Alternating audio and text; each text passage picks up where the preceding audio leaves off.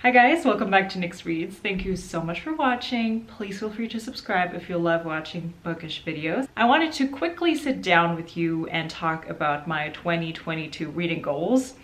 This is going to be a fairly short video because it turns out that if you don't create very specific goals for yourself with a plan on how to achieve them, it's going to be hard to hit all the goals. So yeah, most of the things that I set out for myself, I unfortunately didn't quite achieve, but that's okay. I still had a fantastic reading year. There's also going to be a follow-up video where I put together my 2024 reading goals. So subscribe if you want to see how I want to tackle next year.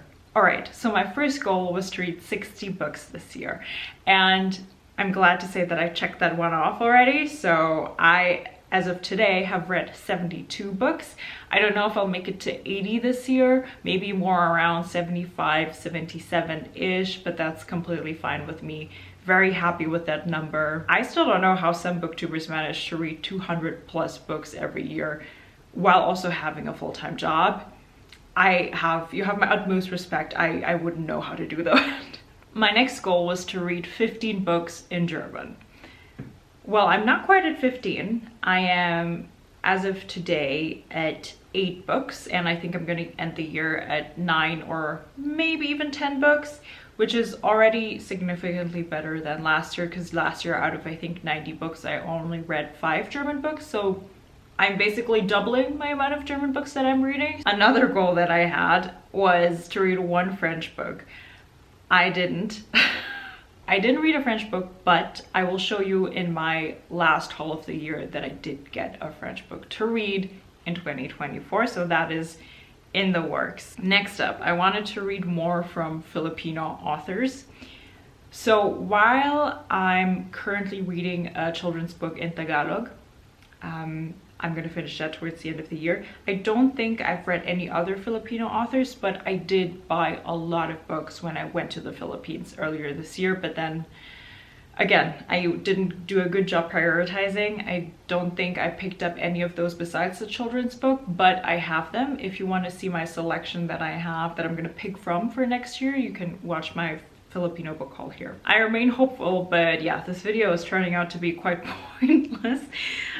So next up is my TBR jar. I still have it. This is a jar where whenever I acquire a new book, a physical book, I write the name down and put it in this jar, and now and again I or my partner or someone else who's with me in the household will pick a random book that I then have to read. And honestly, I'm happy with how it went. I didn't quite do it once a month like I planned, but these are the books that I have read. I mean, there's more titles in here that I have already read, but I'm just not going through all of them. If I happen to pick one that I've read, then obviously I'm going to pick a second one. The last one that my boyfriend picked for me, it's still The Swan book by Alexis Wright. I haven't gotten to this yet because I'm doing nonfiction November, and also October was pretty packed with my seasonal reading TBR. So I'm still gonna get to this. I just don't know if it's gonna be in 2023 or the beginning of 2024, but 100% finishing this before I pick a new title. And I like this format a lot. I'm gonna keep doing this. So in a way, this was successful because there's a few books in here that I otherwise wouldn't have read or prioritized, like The Last Chance Library. I picked this out of the jar, and also the first book of the Millennium Trilogy from Stieg Larsson. Who knows when I would have gotten to these. Another goal was to keep up with my seasonal TBRs. I didn't create a TBR for spring, but for summer and autumn I did. So for summer I had 9 books on there, and I ended up reading 6, which is great. And I have left The End of Loneliness by Benedict Wells. Then I also have left to read Chloe and the Kaishao Boys from May Koyudo, which is a Filipino author book. And also Fiery Little Indians by Michelle Good from a First Nation author. These will be read at some point. My autumn TBR consisted of 4 books, and I've read 3 of them. I'm still reading Cytonic by Brandon Sanderson. It's in my bedroom actually. I took a pause just because I wanted to focus on nonfiction November, but this one for sure I'm gonna finish this year. Not as good as the previous ones, to be honest. And for my winter TBR, I literally have only one book on there because I still have, as you see, a lot of books left to finish. So the one book that I really am gonna read in December is The Sugar Thief by Nancy Mauro. The reason being is that my partner, once a year, usually in January or December, he'll buy me two random books that usually I haven't heard of, and I will read them. This is one of them. So I want to read this so that in January I get my next two books from him. My next goal was to read more from authors that I have previously enjoyed, but for some reason I just never picked up another book by those authors. So I named, for example, Ruth Ware and Neil Shusterman, and I still haven't read more from these authors. So I was thinking maybe I should create some kind of video around that concept, or like a video series for next year where I on purpose pick up books from authors that I've previously given 4 or 5 stars to. Let me know if you would like to watch something like that. I also mentioned that I wanted to read more short story collections because I found one last year, The Secret Lives of Church Ladies by Daisha Filio, that I really enjoyed. I haven't read any new short story collections. But my last 2 goals I was actually very successful in. So one of them was to find more new fantasy series to really enjoy, to really dive into, because this is something that I've been missing. I read a lot of fantasy when I was a teenager and I fell in love with so many book series, but that was kind of missing from my adult life.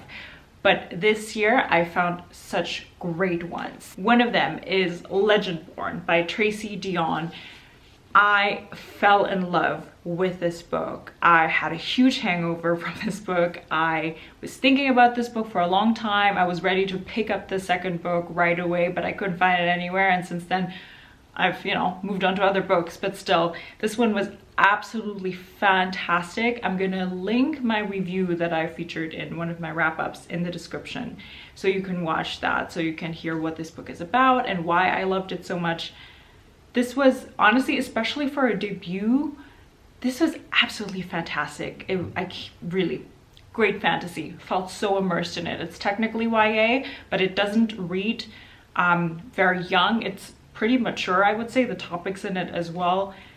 Such a great book, honestly. I am gonna read Bloodmarked, which is the second one next year, because so good.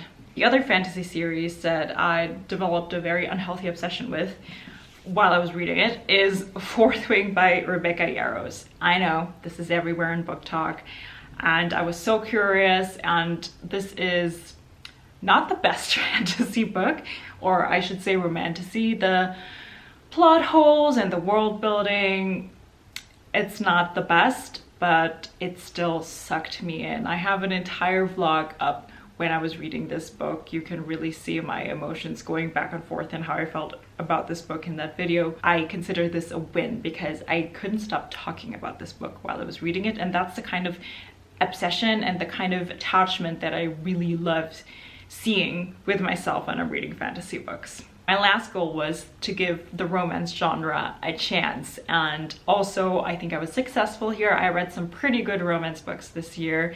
I read 10 of them, at least if I follow the story graph categorization. The romance books that really stood out to me were Go Hex Yourself by Jessica Clare. Amazing, 4.5 stars. I had a great time with this. Then I also loved Book Lovers by Emily Henry. This was on all the bestseller lists. I think it was last year, and rightfully so. I had so much fun with this. I absolutely loved the bond that the main character had with her sister especially, and just everything around it. It just really worked for me, this one. I also loved romance horror novel Vampires of El Norte. I have a separate book review video for this up if you want to hear more. This was so good. I loved the love and the pining in this one. Another recent romance read, Inheritance by Nora Roberts. I had so much fun with this. This was the perfect, cozy, slightly mystery-influenced romance book with paranormal elements. Amazing. I also read 3 of the infamous Ali Hazelwood books.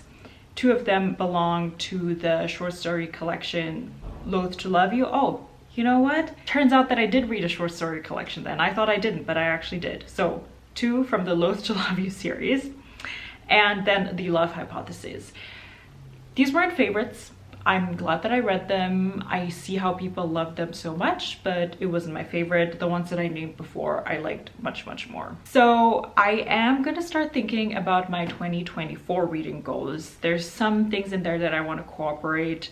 Like, as I said, I want to be more specific with my goals, and just so that I have a motivation to actually keep up with them. And also I want to feature some kind of metric to measure how many books I read from BIPOC and female authors, as well as I want to read more around the world. I was inspired by Audrey from Audrey Approved to try it at some point to read one book from every country. If you have any ideas for goals for 2024, let me know, and don't forget to let me know what your reading goals are for 2024 and how the ones went for 2023. If you're still watching and you want to let me know that you made it to the end of this chaotic video, then why don't you leave me a tulip or flower emoji?